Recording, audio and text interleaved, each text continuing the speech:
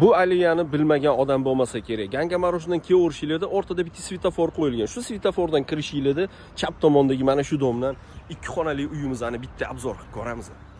Uyga kirishinglardan o'zi aslida devor bo'ladi. Bu prixoshkasini o'rni. Devorni ochib, kuxnyaga qo'shib yuborilgan. Chap tomonda zal. Zalning razmeri 5 ga 5 bo'ladi. Bular hozir ikkita xona qo'yib yuborgan, ya'ni ikkiga bo'lib yuborgan. Yog'ini ham ko'rsataman. Bu kuxnyaning ko'rinishi, hozirgi holati. 70 sm ga 7 metrlik uzun balkon bo'lgan. Balkonni ochib, bu xonaga qo'shib yuborilgan. Ya'ni bitta xonani ikkiga bo'lib, ikkita xona qilib qo'yilgan. Bu oynadan ko'rinishi. Bu yerda spalnya xona.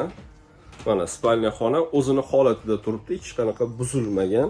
Qandoq bo'lsa shundoqligicha. Vannasi, bu yerda hojatxonasi. Hurmatli kuzatuvchilar, uyimizni joylashgan manzili juda ham yaxshi joyda. Narxiga keladigan bo'lsa, telefon qilsanglar, kelishib olinadigan narxda bemalol telefon qilib aloqaga chiqsanglar bo'ladi.